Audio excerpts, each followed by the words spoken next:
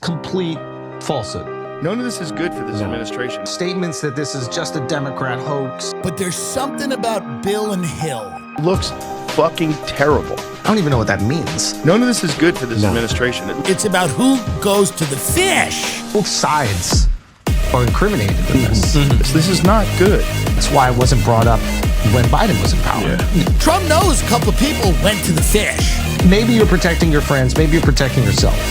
And this is not a political issue. You're being delicate with language here. Are the Rogansphere comedians ever going to be done running defense for Donald Trump?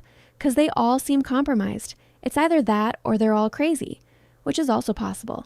Andrew Schultz, Joe Rogan, and Tim Dillon have all finally started speaking out about the cover-up of the Epstein files, yet they still can't be honest when it comes to Donald Trump's obvious involvement.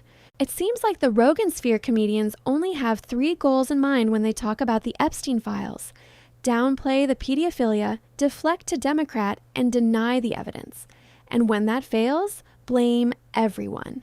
It's as if they know Trump is a pedophile, but they won't accept it because it will fracture their identity. So they equivocate and platform losers who say despicably wrong, pathetic things, all while grifting for Trump. A perfect example was a recent guest on the Joe Rogan Experience who was a complete psycho trying to downplay child sex trafficking. Take a look. To want underage people. Well, how do you even find out that someone's into that? Well, I don't think that the majority or anything close to it of the women were technically, I think it was largely very young, barely legal, so to speak. We see someone getting involved in that just because girls juice deals. And Jeffrey Epstein, for the past 3 years of their lives has been the best weekend they've ever had, has made them feel alive again. It's because it's juiced by the girls, the parties, the lifestyle. Joe Rogan's confused face over not understanding pedophilia was one of the funniest things I've ever seen. The whole podcast was propaganda where Joe let some low IQ lunatic try to defend and minimize pedophilia through absurd explanations. And stupid Joe, of course, falls for every word of it. I can't imagine being more of a worthless monster than to be the guy who takes the child trafficker's side. Sorry, barely legal trafficker's side. Has Joe lost all discernment because this guy's a creep, yet Joe is lapping it up? And I'm sorry, but how the F do you say girls juice deals with a straight face? What a loser. Not to be left out, Andrew Schultz had some deflecting to do on a recent episode of Brilliant Idiots where he repeatedly dodged questions about Epstein. Oh, what are you doing? And then I've seen people go like, oh, the Democrats only care about this because they're trying to get at Trump. And it's like, whatever reason people care about kids getting is fine. Bro, blow it all up. And if we're going to be honest, I think a major part of the reason why conservatives who did push this from the beginning, this did not come from liberals, we're talking about conservatives pushed this from the beginning a long time ago, is probably because of the Clinton connection to Epstein.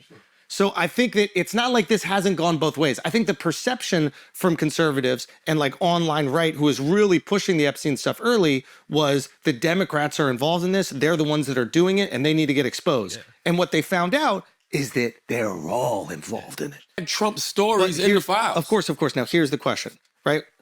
The Biden administration had all the access to these files. They made no attempts to publicly indict anybody or investigate, including Trump. And it's not like they didn't throw the book at Trump, but they didn't bring up these files. Does that show you how deep this goes on both sides? Yes, that shows. They're worried about going after Trump and how that would expose everybody else in their orbit as well. That shows me that somebody looked in that file. And by the way, this shit has been around for a while. So different parties looked in those files and was like, yep, mutually assured destruction if this shit ever comes out. Let's make that shit go the fuck away, right? Please give me another rationale. But to me, the fact that if they had the nuclear option with him and chose not to use it, the reason is they were protecting all the other people around him. And it's also the same reason they probably would never tell us about extraterrestrials, because it really does. Shut the fuck up. Why are you laughing? Oh, they're about to. No. You saw what's happened in El Paso, right? I saw that. But here's the thing. It's because once they rolled out the alien shit, we're getting close to the top. But here's all. Andrew needs to shut the bitch up about Biden. Now is not the time to decide who did less with the Epstein files. Your current president is a pedophile. I feel like that should be more pressing, but Andrew has become a talking head for the right. He wants to pretend that Democrats don't care about the Epstein files and that Republicans always have. Realistically, both sides have people who care, and both failed when it came to the files. If we're keeping track, one of the major barriers to charging Epstein was the non-prosecution agreement the 2008 Attorney General of Florida, Alexander Acosta, signed with Jeffrey Epstein.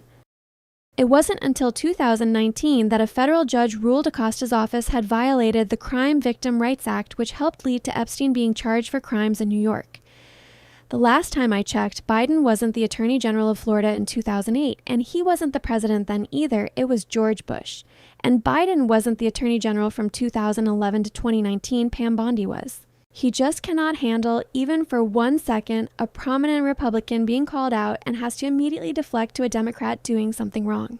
Frankly, Andrew is still a Trump supporter whether he acknowledges it or not, and he's a total bigot who will grift for MAGA even though he knows they're rampant pedophiles.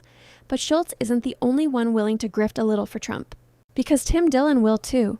But at least Tim has been genuinely funny at times, making it less obtuse when he minimizes the involvement when it comes to Trump and expands the involvement when it comes to any Democrats. He ignores that the Epstein cover-up is currently perpetuated by the right and focuses on how the elite and Democrats are demons. He delivered a flawless analogy when he used Bill and Hillary Clinton to deflect guilt from Trump recently on his show. Take a look. The most powerful thing in politics is self-immolation. Willing to light yourself on fire.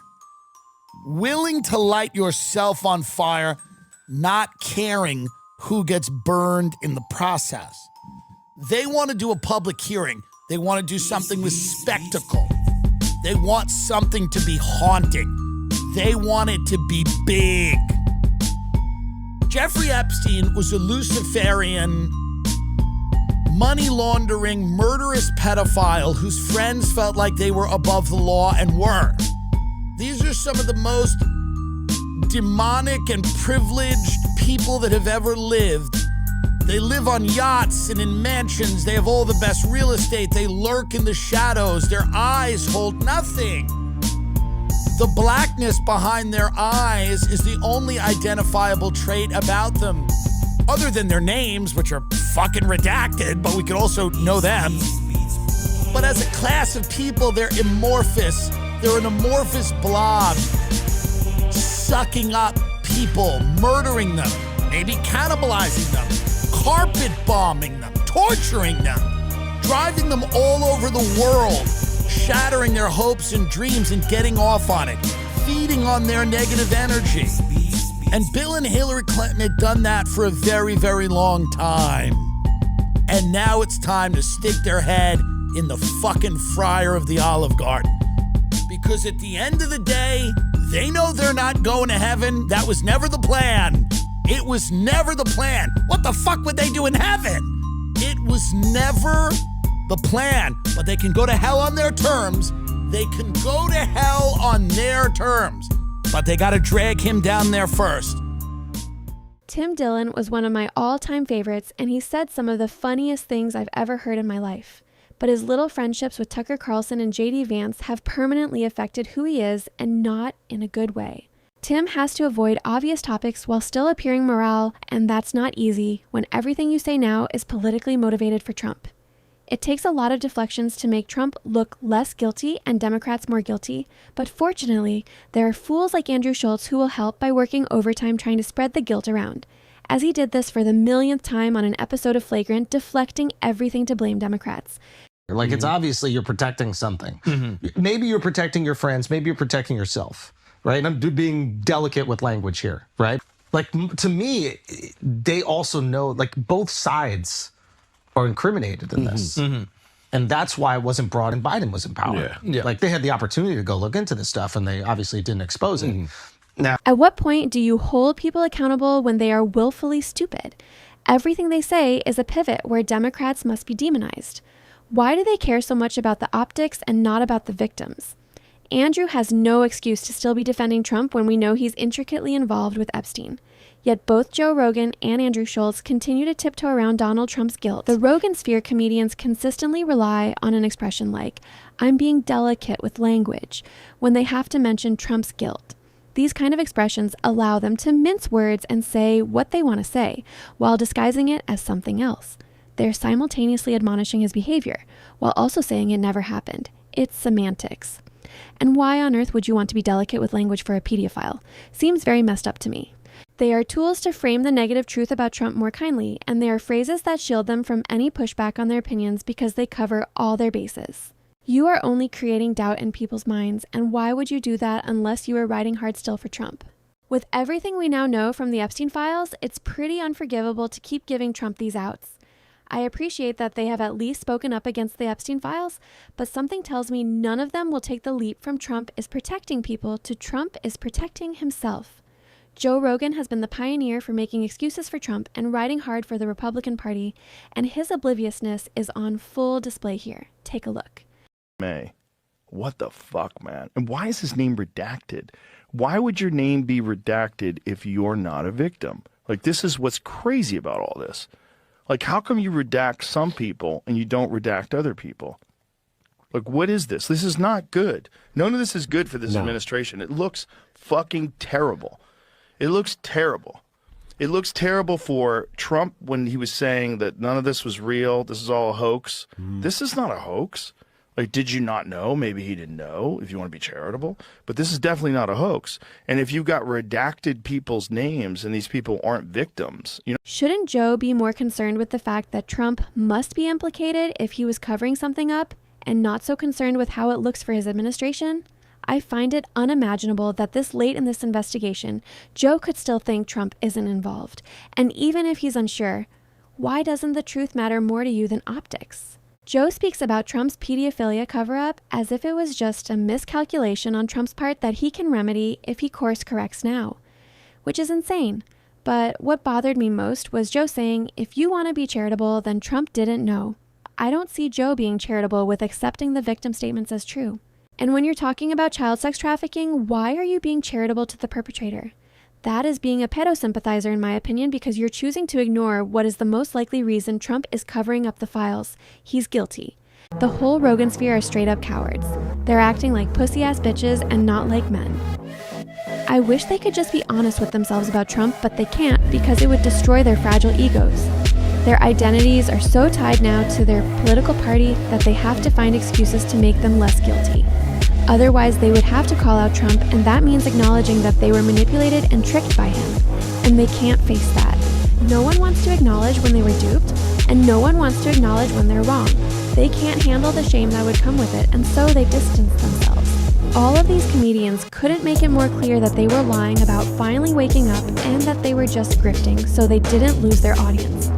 Every single time they discuss Epstein, they deflect to Democrats, they minimize involvement, they question the validity of victim statements, they justify, they ignore basic facts, the list goes on and on. They all want to look like they woke up, but their words continue to show their hesitation when it comes to Trump. They are still propaganda machines with a message they want to spout off, and they'll happily allow on their podcast some sick and disgusting clowns who want to downplay the Epstein files and run defense for Trump. At this point, anyone who is still trying to claim that Trump was only guilty of covering up pedophilia and not deeply involved is compromised. Their opinion no longer gets to matter, and nothing they say can ever be trusted again. Anyone with eyes can see that there is guilt everywhere, and this is not a bipartisan issue. People need to stand up together and fight and not try to divide further, which is exactly what these Rogansphere losers are trying to accomplish.